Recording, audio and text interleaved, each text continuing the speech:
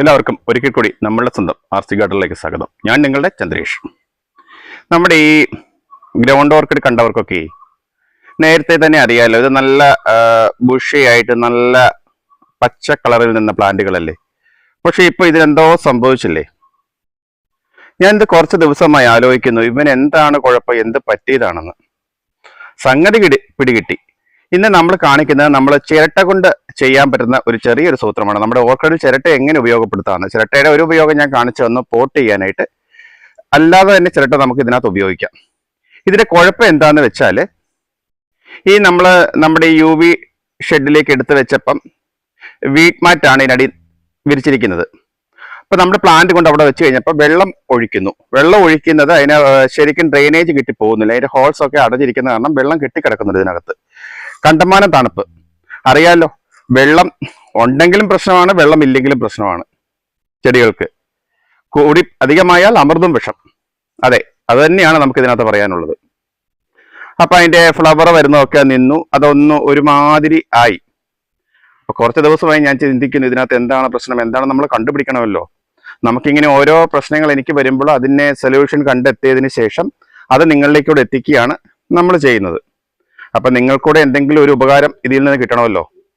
അല്ലാതെ എനിക്കറിയാവുന്ന കാര്യങ്ങളൊക്കെ ഞാൻ പാത്ത് വെച്ചിട്ട് വെറുതെ എന്തെങ്കിലുമൊക്കെ നിങ്ങളെ കാണിച്ചിട്ട് കാര്യമില്ല. അപ്പം ഇതും ഗുണകരമാണെങ്കിൽ നിങ്ങൾ ഒന്ന് യൂസ് ചെയ്യുക.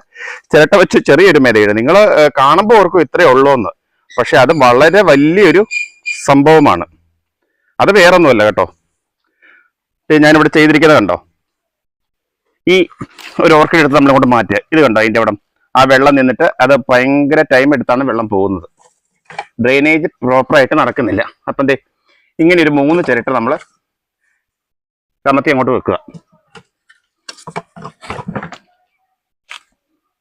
ഏകദേശം ഒരു മാതിരി ഒരേ വലിപ്പത്തിലുള്ള ഇരട്ടകൾ കിട്ടിയാൽ വളരെ നല്ലതാണ് കേട്ടോ.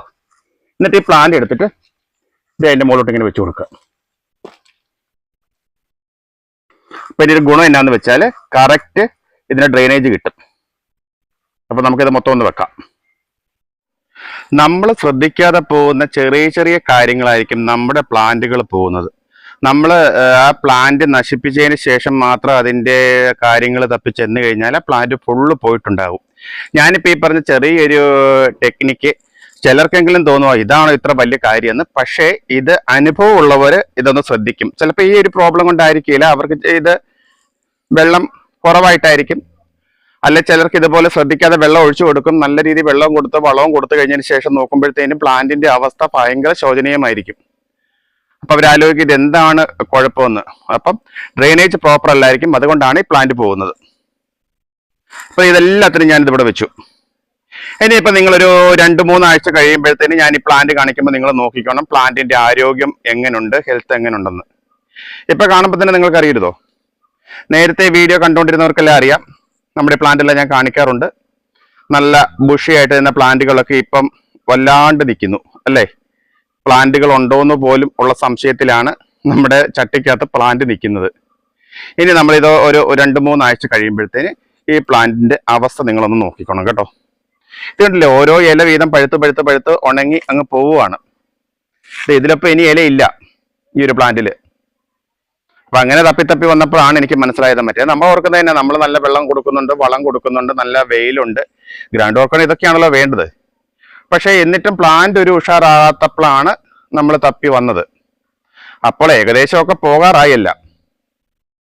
അപ്പൊ നിങ്ങൾക്ക് ഇങ്ങനെ ഇതുപോലെ ഒരു ബുദ്ധിമുട്ട് ആർക്കെങ്കിലും ഉണ്ടെങ്കിൽ ഒന്ന് കമന്റ് ചെയ്യുക കേട്ടോ. ഞാൻ ഈ കാണിച്ചത് ഉപകാരമാണെന്ന് തോന്നുന്നവരും ഒന്ന് കമന്റ് ചെയ്യുക, ലൈക്ക് ചെയ്യുക, സബ്സ്ക്രൈബ് ചെയ്ത് കാണുന്ന ആരെങ്കിലും ഉണ്ടെങ്കിൽ ഒന്ന് സബ്സ്ക്രൈബ് ചെയ്യുക. നമ്മുടെ ഈ കുഞ്ഞു വീഡിയോ നിങ്ങൾക്ക് ഇഷ്ടമായിട്ടുണ്ടെന്നാണ് എൻ്റെ ഒരു വിശ്വാസം. അത് അങ്ങനെ തന്നെയല്ലേ, അതും കൂടി ഒന്ന് പറയണേ. ഇനി ഇത് നിങ്ങൾക്ക് ഇഷ്ടമായില്ലെങ്കിൽ അത് നിങ്ങൾ പറഞ്ഞോളൂ. അപ്പൊ ഇങ്ങനെയുള്ള വീഡിയോകൾ ഇട്ട് നിങ്ങളെ ബോറടിപ്പിക്കണ്ടല്ലോ. ഉപകാരപ്രദമാണെങ്കിൽ ഇതുപോലെ ചെറിയ ചെറിയ എനിക്ക് കിട്ടുന്ന അറിവുകൾ എനിക്ക് പകർന്നു തരാനും പറ്റുമല്ലോ.